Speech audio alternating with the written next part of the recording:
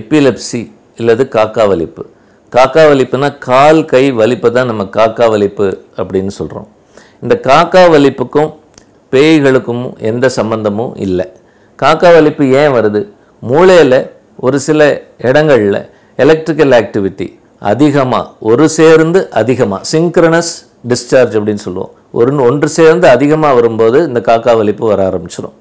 இந்த காக்கா வலிப்பை எப்படி கண்டுபிடிக்கலாம்?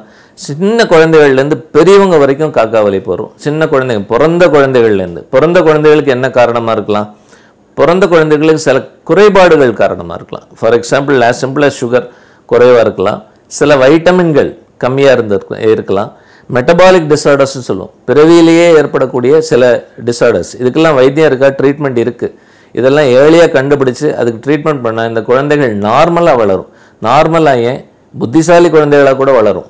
இந்த குழந்தைகளுக்கு எந்த குறைபாடும் இல்லாமல் வளர வைக்கலாம். ஸ்கூல் கோயிங் சில்ட்ரன் இவங்களில் எப்படி ஐடென்டிஃபை பண்ணுறது? சில சமயத்தில் வெளியில் நமக்கு எப்போவுமே சினிமாவில் பார்க்குற மாதிரி கை கால் இழுத்துட்டு விழமாட்டாங்க குழந்தைங்க. 2 செகண்ட் 3 செகண்ட் அப்படி ஸ்டேர் பண்ணி நிற்பாங்க. அந்த 2 செகண்ட் ஸ்டேர் பண்ணிவிட்டு திருப்பி அவங்க வேலைகளை செய்ய ஆரம்பிச்சிருவாங்க. இந்த 2 செகண்ட் ஸ்டேர் பண்ணி நிற்கும் போது டீச்சர் போர்டில் என்ன எழுதி போடுறாங்க, டீச்சர் நமக்கு என்ன சொன்னாங்க, இல்லை நம்ம என்ன படிச்சுட்டு இருந்தோங்கிறது அவங்களுக்கு தெரியாது. ஸோ இதை எப்படி கண்டுபிடிக்க முடியும்? Declining scholastic performance. அப்படி அவங்க படிப்பு கொஞ்சம் கொஞ்சமாக குறைஞ்சிக்கிட்டே வரும். இந்த படிப்பு கொஞ்சம் கொஞ்சமாக குறைஞ்சிட்டு வரதே காக்கா வலிப்பு நோயோட ஒரு அறிகுறி தான். வெட்டி இழுத்து கீழே விழுந்து நாக்கு கடிச்சிக்கணும்னு அவசியம் இல்லை. அது இல்லாமல் படிப்பு கொஞ்சம் கொஞ்சமாக குறைஞ்சிட்டு வருது. இந்த நேற்றுக்கு ஃபஸ்ட் ரேங்க் எடுத்துகிட்டு இருந்த ஒரு தம்பி திடீர்னு எல்லா சப்ஜெக்ட்ஸ்லேயும் ஃபெயில் ஆகிறான். ஆனால் நல்லா படிக்கிறான்.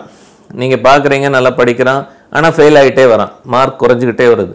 இதுதான் டிக்ளைனிங் ஸ்காலஸ்டிக் பர்ஃபார்மன்ஸ். இது வந்தால் இஇஜி அப்படிங்கிற கருவி மூலம் நம்ம இந்த பையனுக்கு காக்கா வலிப்பு இருக்கா, இந்த குழந்தைக்கு இருக்கான்னு கண்டுபிடிச்சோம்னா அதுக்கு உண்டான மருந்துகள் கொடுத்தா இம்ப்ரூவ்மெண்ட் வந்துடும். ஸ்காலஸ்டிக் ஸ்டடீஸில் இம்ப்ரூவ்மெண்ட் வந்துடும்.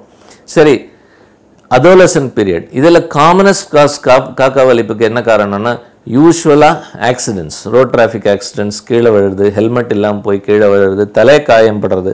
இந்த தலை காயம்படுறதுனால மூளையில் ஏற்படுற தழும்பு, அந்த தழும்புனால வரக்கூடிய ஃபிட்ஸ் வலிப்பு இல்லை காக்கா வலிப்பு நோய். இதையும் குணப்படுத்தலாம், மருந்துகள் மூலமாக குணப்படுத்தலாம்.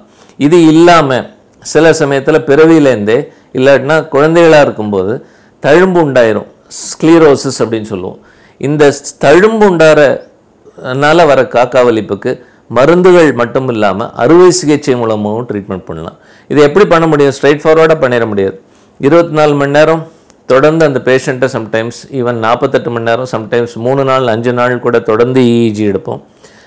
பகல் ஃபுல்லாக, இரவு பகல் ஃபுல்லாக இஇஜி எடுப்போம். எங்கேருந்து இந்த தழும்பு இருக்குது அப்படின்னு லொக்கேட் பண்ணுறதுக்கு எம்ஆர்ஐ தேவைப்படும். இந்த தழும்புலேருந்து தான் வருதா, வலிப்பு நோய்கள் வருதாங்கிறதுக்கு இஇஜி தேவைப்படும். இதெல்லாம் இல்லாமல் லாங் டேர்மில் காக்கா வலிப்பு குணமாகிறதுக்கு வாய்ப்பு இருக்குது. வயதானவர்களுக்கும் காக்கா வலிப்பு வரலாம். எப்படி சிறு குழந்தைகளுக்கு பிரெயின், மெச்சூரிங் பிரெயின், எப்படி வளர்கிற பிரெயின் எப்படி ரொம்ப இரிட்டபிளாக இருக்குமோ, முதியவர்களுக்கும் பிரெயின் இரிட்டபிளாக இருக்கும். அப்போ ஏதாவது ஒரு காரணம். இப்போ முதியவர்களுக்கு என்ன காரணம் இருக்கும்? ஸ்ட்ரோக், இரத்த கசிவு, தலைக்காயம். இதெல்லாம் நமக்கு வெளியில் கண்டறியாத அளவுக்கு சின்ன சின்ன காயங்கள் இருக்கும் மூளையில். அதுலேருந்து காக்கா வலிப்பு நோய் வரும். ஸோ இந்த காரணங்களை கண்டுபிடிச்சு அதுக்கு உண்டான உரிய சிகிச்சை கொடுத்தா காக்கா வலிப்பு நோயிலேருந்து முற்றிலும் குணப்படையலாம்.